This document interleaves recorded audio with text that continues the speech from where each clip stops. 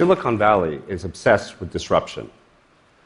But these days, the biggest disruptor didn't come out of Silicon Valley. It came out of steel towns in Ohio, rural communities in Pennsylvania, the Panhandle in Florida. And this last US presidential election was the mother of all disruptions. Once again, politics is personal. Millions of Americans became activists overnight, pouring into the streets in record numbers, in record time. The election has done to family holiday dinners what Uber's done to the New York City taxi system. Couples have broken up and marriages disrupted. And the election is doing to my private life what Amazon's doing to shopping malls. These days, the ACLU is on the front lines 24/7.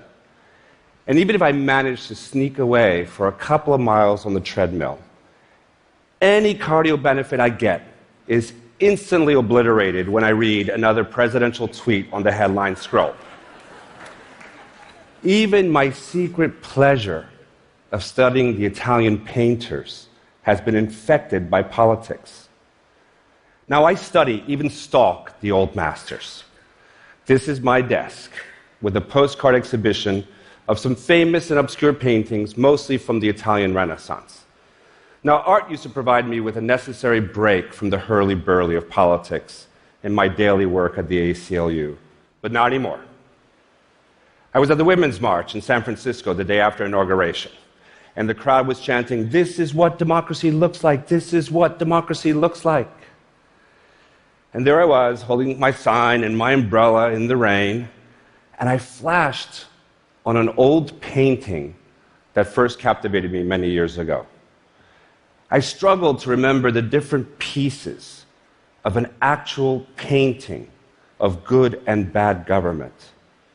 It was almost like the old master was taunting me. You want to know what democracy looks like? Go back and look at my frescoes. And so I did. In 1339, Ambrogio Lorenzetti finished a monumental commission in the governing council chamber of Siena's Palazzo Pubblico. It's a painting that speaks to us, even screams to us today. Art is a lie that makes us realize truth, Pablo Picasso once said. And as we search for the truth about government, we should keep Ambrogio's work not a lie, but an allegory in our collective mind's eye.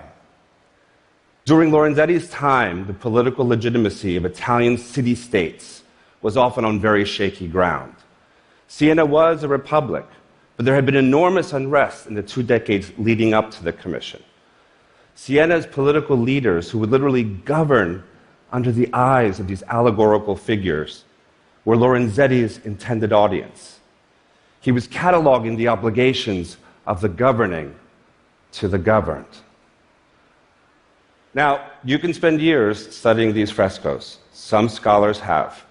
I'm hardly an art historian, but I am passionate about art. And a work this massive can overwhelm me. So first, I focus on the big stuff. This is the allegory of good government. The majestic figure here in the middle is dressed in Siena's colors, and he personifies the republic itself. Lorenzetti labels him commune, and he's basically telling the Sienese that they, and not a king or a tyrant, must rule themselves. Now, surrounding commune are his advisors. Justice is enthroned. She's looking up at the figure of wisdom, who actually supports her scales of justice.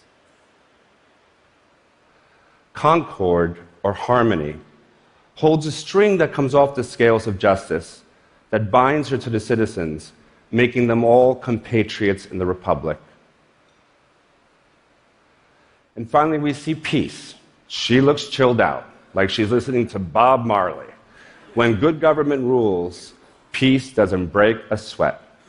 Now, these are big images and big ideas, but I really love the small stuff. Along another wall, Lorenzetti illustrates the effects of good government on the real and everyday lives of ordinary people with a series of delicious little details. In the countryside, the hills are landscaped and farmed. Crops are being sown, hoed, reaped, milled, plowed, all in one picture. Crops and livestock are being brought to market. In the city, builders raise a tower. People attend a law lecture, a TED Talk of the 14th century.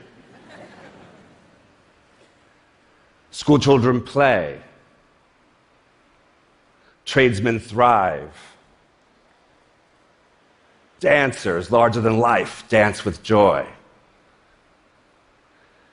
And watching over the Republic is the winged figure Security, whose banner reads, "Everyone shall go forth freely without fear." Now, what's amazing about these images, some 800 years old, is that they're familiar to us today. We see what democracy looks like. We experience the effects of good government in our lives, just as Lorenzetti did in his life. But it is the allegory of bad government that has been haunting me since November 9th. It's badly damaged, but it reads like today's newspapers. And ruling over bad government is not the commune, but the tyrant. He has horns, tusks, crossed eyes, braided hair. He obviously spends a lot of time on that hair. Justice now lies helpless at his feet, shackled. Her scales have been severed. Justice is the key antagonist to the tyrant, and she's been taken out. Now, surrounding the tyrant, Lorenzetti illustrates the vices that animate bad government. Avarice is the old woman clutching the strong box and a fisherman's hook to pull in her fortune.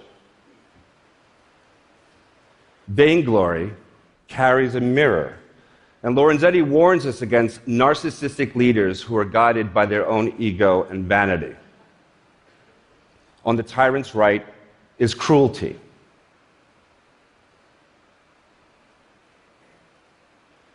Treason, half lamb, half scorpion, lulls us into a false sense of security and then poisons the Republic.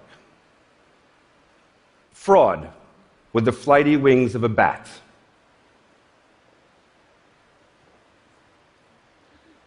On the tyrant's left, you see division. She's dressed in Siena's colors.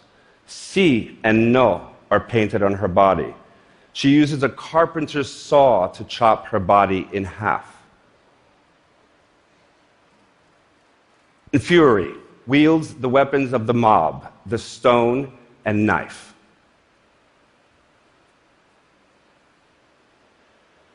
In the remainder of the fresco, Lorenzetti shows us the inevitable effects of bad government.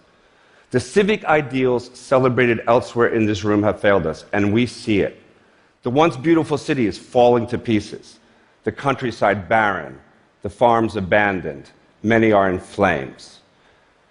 And in the sky above is not the winged figure Security, but that of fear, whose banner reads, "None shall pass along this road without fear of death."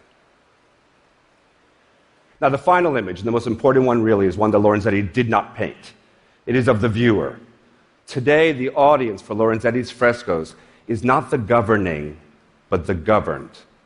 The individual who stands in front of his allegories and walks away with insight, who heeds a call to action. Lorenzetti warns us that we must recognize the shadows of avarice, fraud, division, even tyranny, when they float across our political landscape, especially when those shadows are cast by political leaders loudly claiming to be the voice of good government and promising to make America great again. And we must act. Democracy must not be a spectator sport. The right to protest, the right to assemble freely, the right to petition one's government, these are not just rights. In the face of avarice, fraud, and division, these are obligations. We have to disrupt.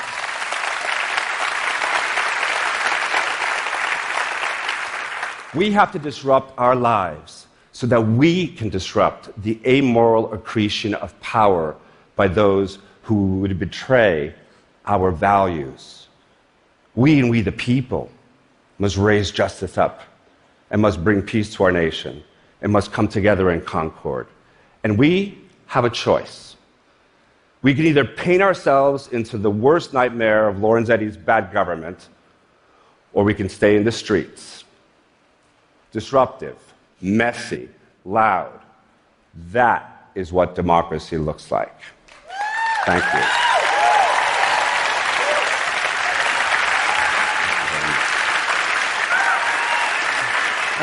Come. Elizabeth, come. First of all, wow.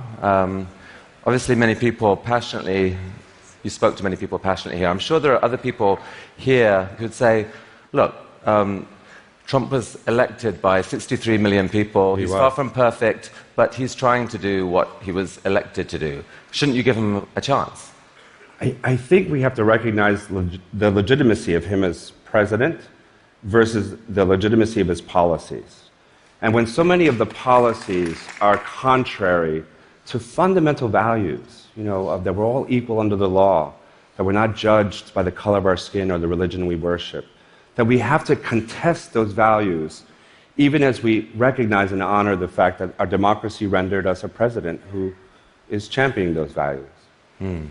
And the ACLU isn't just this force on the left, right? You're making other arguments as well. Well, in the current situation. Very often we piss everyone off at one point. That's what we do. And we recently were taking stands for why Ann Coulter needs to be able to speak at Berkeley and why Milos has free speech rights.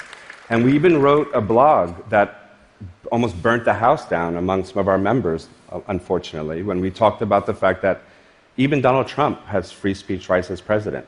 And an effort to hold him accountable for incitement of violence at his marches or his rallies is unconstitutional and un-American. And when you put that statement out there to a very frothy base that always is very excited for you to fight Donald Trump, and then you have a nuance saying, wait a minute, these rights are for everybody, even the president that we don't like. And that's our job. Anthony, you spoke to so many of us so powerfully. Thank you so much. Thank you.